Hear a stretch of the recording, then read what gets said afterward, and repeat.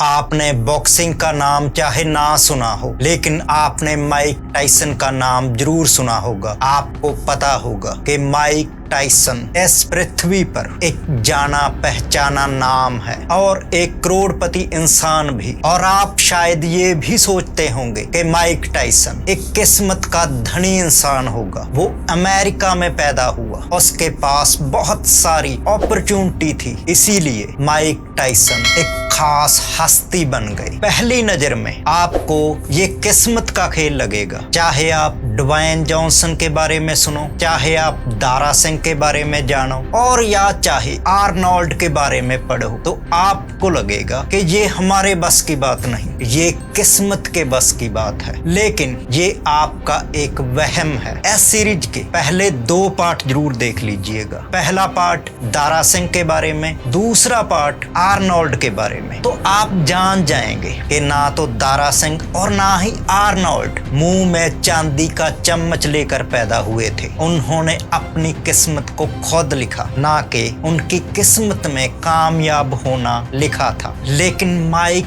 Tyson Arnold, Dara Singh या Dwayne Johnson से दर्दनाक बचपन से गुजरे। ऐसा बचपन जो इंसान को तोड़ देता है। ऐसे बचपन से सरवाइव करने के लिए इंसान को पत्थर होना पड़ता है। इसीलिए माइक टाइसन की हस्ती में आपको एक पत्थर दिल इंसान नजर आएगा। ये सीरीज का तीसरा पार्ट है। मैं गुरप्रीत सिंह मल्ली, हेल्थ गुरु। 1966 में माइक टाइसन का जन्म ब्रुकलिन की ऐसी बस्ती में हुआ जिस बस्ती को अमेरिका की सबसे खतरनाक बस्ती कहा जाता है। माइक टाइसन के पिता उन्हें और उनकी माता को छोड़कर चले गए थे। माइक टाइसन की माता नशे का शिकार थी। जब माइक टाइसन 16 साल के थे तो उनकी मां की मौत हो गई। आज माइक टाइसन बताते हैं कि उन्होंने कभी भी अपनी मां से एक बेटे की तरह बात नहीं की थी और ना ही उनकी मां ने माइक टाइसन के साथ एक मां की तरह बात की थी। तो आप सोच सकते हो माइक टाइसन का बचपन कितना सख्त था। तो जिस बस्ती में वो रहते थे वहां पर गैंगवार, नशा और पुलिस की गोली से लोगों का मरना एक आम बात थी। उस बस्ती के बारे में कहा जाता है कि वहां का कोई भी नौजवान 25 साल की उम्र से ज्यादा जी नहीं सकता। इससे पहले ही वो या तो नशे का शिकार हो जाता है, गैंगवार का शिकार हो जाता है और या पुलिस की गोली का शिकार हो जाता है। तो अब आप समझ गए होंगे कि ऐसे हालात में सरवाइव करने के लिए आपको पत्थर बनना पड़ेगा, वरना आप टूट जाओगे। 13 साल की उम्र होते होते माइक टाइसन 38 बार गिरफ्तार हो चुके थे और उनको बच्चों की जेल भेज दिया गया। वहां माइक टाइसन को पता लगा कि जेल के अंदर एक इंसान बॉक्सिंग की ट्रेनिंग देता है। तो माइक टाइसन ने उस आदमी से कहा कि मैं भी बॉक्सर बनना चाहता हूँ। तुम बॉक्सर क्यों बनना चाहते हो? तो माइक टाइसन का कहना था कि मैं जिस बस्ती में पला बड़ा हूँ वहां पर एक फाइटर को इज्जत दी जाती है। माइक टाइसन की उस उम्र तक माइक के जो भी हीरो थे वो स्ट्रीट फाइटर थे।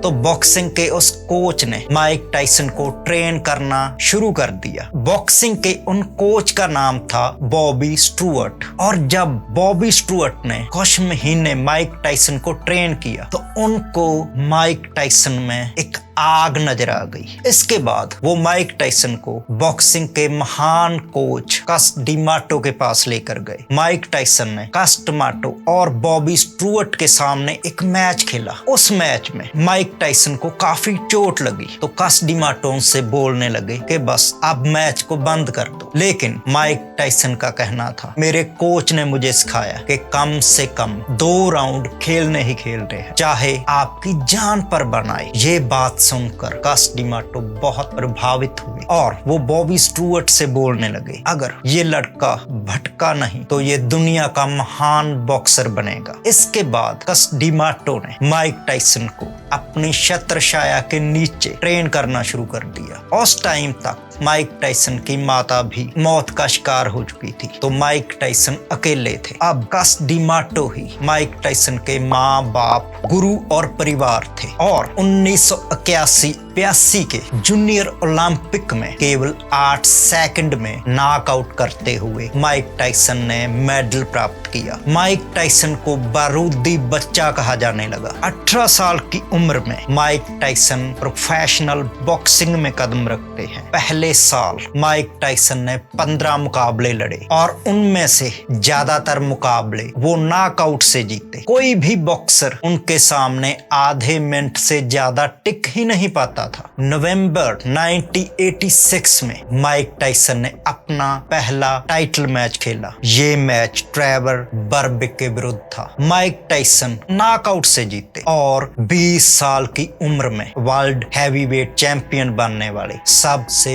छोटी उम्र के इंसान बने। एक गरीब बस्ती में पैदा हुआ लड़का रोडपति से अब करोड़पति बन चुका था। उस टाइम की मशहूर अभिनेत्री रॉबिन गिवंस के साथ माइक टायसन ने शादी कर ली, लेकिन ये शादी 1 साल ही चल सकी। उस अभिनेत्री का कहना था कि माइक टायसन नशा करके मुझे मारते हैं, वो एक मानसिक रोगी है। उसी साल माइक टायसन के मैनेजर ने आर्थिक तौर पर गड़बड़ करते हुए माइक टायसन को काफी नुकसान पहुंचाया। माइक टायसन का बुरा टाइम यहीं पर नहीं रुका। मिस ब्लैक अमेरिका कंटेस्टेंट एक लड़की माइक टायसन के जिंदगी में आई और कुछ दिनों बाद उसने माइक टायसन पर बलात्कार का आरोप लगा दिया। हालांकि माइक टायसन का कहना था कि जो भी हुआ वो दोनों की सहमति से ही हुआ, लेकिन माइक टायसन अपनी बात को कोर्ट में साबित नहीं कर पाए और उनको 6 साल की सजा हो गई। लेकिन माइक टायसन को अच्छे चाल चलन के कारण 3 साल के बाद ही रिहा कर दिया गया। जेल के अंदर माइक टायसन ने अपना धर्म परिवर्तन कर लिया। अब उन्होंने इस्लाम धर्म को अपना लिया था और अब उनका नाम मलिक अब्दुल अजीज हो गया था। सभी बातों को भूलकर माइक टायसन ने दोबारा मेहनत करनी शुरू कर दी और 1995 में वापसी करते हुए फिर से वर्ल्ड हैवीवेट चैंपियन का खिताब अपने नाम कर लिया। अब माइक टायसन दोबारा से करोड़पति और मशहूर हो गए थे और लोगों के दिलो दिमाग से माइक टायसन की जो बुराई थी वो काफी हद तक धुल चुकी थी। लेकिन इसके बाद एक मुकाबले में इवेंडर हॉलीफील्ड का कान काटकर माइक टायसन फिर से एक विलन के रूप में सामने आए और उस वक्त